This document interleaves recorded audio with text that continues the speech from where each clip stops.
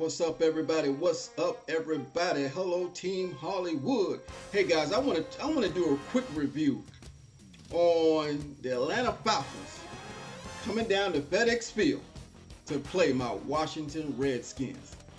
And guys, I think this is gonna be a tough game. You know, Washington is on a good streak right now. They're playing good. But let me just get into it, guys. I don't want to overwhelm myself right now. But let's get into it, because you know I'll ramble, guys. I'll ramble. Let's talk about this review of this matchup coming up. And this is a late review, guys. I had some unexpected company today, so I'm putting this out a little late. But it's out, guys. It's out. It'll be out before the game. So give me your comments. Give me your let me know what you think about the game. Well, first of all, I want to talk about the injuries. The injury report of the Washington Redskins. You know, we're missing the wide receiver Jamison Crowder. He's got a bad ankle. We're missing running back Chris Thompson. He's got a bad knee and ribs. Two important pieces to our offense. And that's one thing, the reason why our offense has been sputtering, has been struggling, is because of our receivers. We're not getting separation. We're not getting open, and it's making it tough for Alex Smith. You know, a lot of people say Alex Smith is a manager. He protects the ball. He doesn't take risks. He doesn't force the ball in tight corners. He doesn't take risks with the football. And I'm glad he doesn't. You know why? Because Kirk Cousins did that. And what happened? He threw pick sixes. He threw interceptions. When it came down to pressure situations, he forced the ball. Alex Smith is not forcing the ball. Now, if he think he can get there in a tight window and he's got more chemistry and rapport with the receivers and knowing exactly what his receiver's going to do, I think he's going to take more shots downfield. But getting back to our injury report, guys, also we're missing our left tackle Trent Williams. He had surgery on his thumb, guys. He had surgery on his thumb, so he's going to be out for Sunday. That's a confirmed. Those three guys are out for tomorrow's game. Now, one thing I want to talk about, Washington is number 2 in the NFL at stopping the rush, stopping the run, with giving up only 80 yards per game in the rush game. Guys, that's powerful. Last year, Washington was dead last in giving up rushing yards. Dead last, or next to last. They were really bad. You know, and a part of that because they lost Jonathan Allen last year, the rookie from Alabama. But then again, just losing one guy doesn't mean anything, man. They gave up a lot of rushing yards, but this year they are number 2 in the NFL. Only 80 yards per game, guys, rushing yards. So that's powerful. So I don't think Atlanta's going to be able to run on Washington. Now, Atlanta is number 20 at stopping the run, which makes it, they're giving up 112.7 yards per game. Now that means Adrian Peterson might have a big game. Adrian Peterson, I wish they had, see, and remember Chris Thompson had my man Bibbs. I can't remember his first name. Bibbs, he was backing up Chris Thompson. Now he's hurt with a shoulder, but he may play. He's doubtful. He's not for sure going to miss game, but he's doubtful. But Washington has a lot of backup receivers that can come in and do the job. But hopefully they can run on Atlanta, because Atlanta is giving up 112.7 yards per game in rushing. So hopefully Adrian Peterson has a big day tomorrow. Now, another thing I want to talk about, Washington should be able to stop the run, and Washington should be able to run on Atlanta. They should be able to run on Atlanta, guys. Again, Atlanta is giving up 112 yards average per game rushing. And I think that's an advantage for Washington. Now, Washington's challenge will be stopping Atlanta's passing attack. That's going to be the challenge for Washington, because when you stop a team from running, they go on the passing attack. You make them one-dimensional, and I'm hoping Washington can get that pass rush going. You got Ioannidis, you got Darius Payne, Deron Payne, you got Jonathan Allen, you got all those guys down on the line. You got Preston Smith, you got Ryan Kerrigan, the 2 outside linebackers. I mean, and plus they're using our middle linebackers to basically get in there and get some sacks with our middle linebacker rushes, man. So hopefully Washington can keep that momentum, because they got a lot of sacks on the season, man. They had, I think, like 7 or 8 sacks against the New York Giants. So if they can get that pass rush going, that'll help slowing down that passing attack of Atlanta. Now, Atlanta is number 7 in the NFL in passing. As a passing offense, Atlanta is number 7. And they got a highly passing attack, guys. Who's that? Who is that? Julio Jones? I think Julio Jones. I think it's Julio Jones, guys. I don't remember. Sometimes I be having these brain blocks. But Atlanta has a high-powered receiving core, man. High power. If you number 7 in the NFL in passing, has a passing offense, Washington has a big challenge. Now, okay, they averaging 318 yards per game passing. That's pretty good.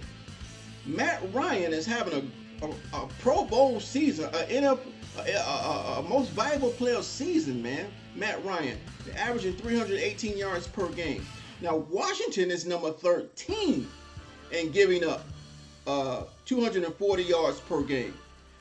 Passing yards. Washington defense is number 13 in the league. You know, that's pretty good. You know, out of 32 teams, they're number 13 in the NFL in defense as far as passing yardage against the defense. Washington is number 13. Now, Atlanta is number 30 in giving up passing yards.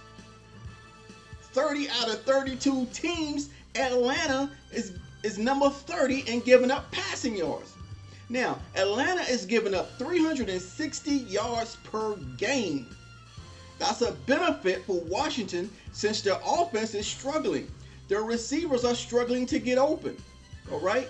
You know, Jordan Reed is kind of picking it up right now. Davis, our 2 tight ends, they're picking it up. But our receiving core has to do something. Josh Dotson, Paul Richardson. And Paul Richardson just got back last week from injury. And Dotson, he's injured a little bit with the I think they say his heel. So those guys have got a lot of injuries, but they got to produce. But the good news is Atlanta is 30th out of 32 teams in giving up in passing yards, 306 yards per game. So that's a positive for Washington moving the offense. So that means if that happens, they're going to have a good passing game and a good run game. But that's all on paper, guys. They got to go out there and get it. They got to go out there and get it and not turn the ball over. Now, that's a positive for Washington because Washington passing offense has been struggling big time. Washington is ranked 27th out of 32 teams in passing yards, which makes sense, right? The defense has been carrying Washington, and I admit that. That's a weakness of Washington is passing yards. They're 27th out of 32 teams. Now, that's not good, guys. That's not good when you're going up against a highly rated number 7 passing offense in the NFL. Okay, now, Atlanta is number 15 in scoring offense. Number 15. That's pretty good. Now, considering what 15 out of 32 teams, that's good. It's not excellent, but it's good, guys, when your offense is as far as scoring. Now, again, that's going to be a big challenge for Washington. But, we just picked up Clinton Dix from the Green Bay Packers. Did y'all know that? Did y'all know that? I know y'all heard about it. They picked up Clinton Dix from the Green Bay Packers, baby. He's number 2 in the NFL in interceptions as far as safeties goes. And DJ Swearinger is number 1, baby. I think between the two of them, they got 6 or 7 interceptions so far this year. And that's a good matchup now. But if Clinton Dix is up, he has to be up on the defensive plays. He said he'll be ready. I'm pretty sure he won't know the whole playbook, but he'll know the schemes that they want to go against, that they want to put in front of Atlanta, the Atlanta Falcons. The defense that they want to play against the Atlanta Falcons, Clinton Dix, he said he will be ready. He don't know the whole playbook, the defensive playbook, but he will know his assignment as far as going up against the Atlanta Falcons. So that's powerful, guys. That's another key advantage Washington may have at stopping that high-powered passing attack of the Atlanta Falcons. Now, Washington is 26th in a scoring offense out of 32 teams. That's not good, guys. 26 out of 32 scoring. Again, their rushing has been carrying the offense. Adrian Peterson basically has been carrying the offense. Now, Chris Thompson would be taking a lot of that load. Darius Geis, our rookie, would probably be taking a lot of that load, but they're hurt. Okay, Washington is missing a lot of big pieces this year, and I think that's why they're scoring, and their offensive power, their offensive the movement to get that offense going is struggling because they're missing some big pieces out of the offense, especially Jamison Crowder, guys. So the running, Adrian Peterson popped up just in time to get that running game going, and it's opening up the passing game just a little bit because they're putting a lot of people in the box to stop Adrian Peterson. Okay, so Washington is 26 out of 32 teams in scoring. So hopefully that changed the second half of the season. And guys, that's all I have right now. I just wanted to give you a few passing stats, rushing stats, defensive stats, and things like that. And of course, I'm picking my Washington Redskins to win this thing. And that's one of the things, guys. Another advantage that Washington has, they're playing at home in FedEx Field. All right, guys, I hope you enjoyed this video, man. It's going to be a big game tomorrow. It's going to be an awesome game. Hopefully, I'll do another reaction video after about what happened in the game. So I want to thank you guys for watching, and as always, stay tuned for my next video. Thanks for watching.